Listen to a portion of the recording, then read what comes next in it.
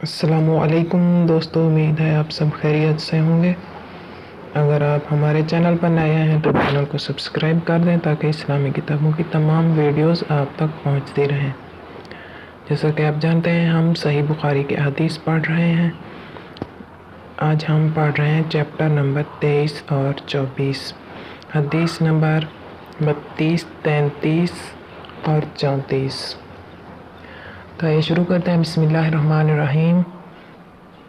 اس باب میں یہ بیان کیا کہ بعض ظلم بعض سے ادنا ہے۔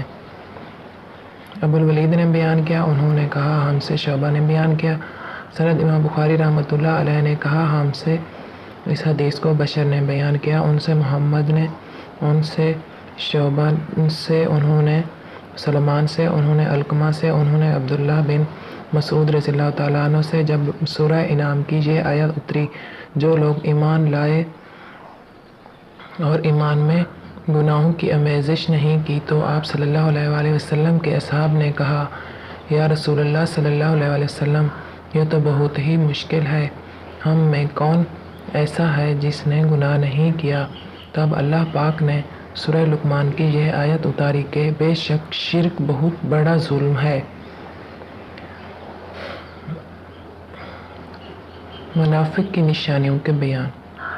حدیث نمبر 33۔ سلمان ابو ربیع نے بیان کیا، ان سے اسماعیل بن جعفر نے، ان سے نافع بن ابی عامر ابو سہیل نے، وہ اپنے باپ سے، وہ حضرت ابو ہریرہ رضی اللہ تعالیٰ عنہ سے روایت کرتے ہیں کہ وہ رسول اللہ صلی اللہ علیہ وآلہ وسلم سے نقل کرتے ہیں کہ آپ صلی اللہ علیہ وآلہ وسلم نے فرمایا کہ علامتیں تین ہیں، جب بات کرے تو جھوٹ بولے، جب وعدہ کرے اس کے خلاف کرے، اور جب اس کو امین بنایا جائے تو امانت میں خیانت کرے۔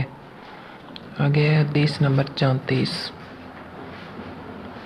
قبیصہ بن عقبہ نے یہ حدیث بیان کی، ان سے سفیان نے، وہ اعمش بن عبید اللہ بن مرہ سے نقل کرتے ہیں، وہ مسروق سے، وہ عبداللہ بن عمر رضی اللہ تعالیٰ عنہ سے روایت کرتے ہیں کہ رسول اللہ صلی اللہ علیہ وآلہ وسلم نے فرمایا کہ تین عادتیں جس کسی میں ہوں تو وہ خالص منافق ہے، اور جس کسی میں ان چاروں میں سے ایک عادت ہو تو وہ بھی ہے جب تک اسے نہ چھوڑ دے۔ وہ یہ ہے کہ اسے امین بنایا جائے تو امانت میں خیانت کرے، بات کرتے وقت جھوٹ بولے، اور جب وعدہ کرے تو اسے پورا نہ کرے، اور جب اس سے کوئی لڑے تو گالیوں پر اتر آئے۔ اس حدیث کو شعبہ نے بھی سفیان کے ساتھ اعمش سے روایت کیا ہے۔ آج کی ہماری یہ ویڈیو یہاں پر ختم ہوتی ہے۔ اگر ویڈیو پسند آئی تو لائک اور شیئر ضرور کرتے ہیں۔ ہم اپنی اگلی ویڈیو کے ساتھ پھر آپ کی خدمت میں حاضر ہوں گے، تب تک کے لیے اللہ حافظ۔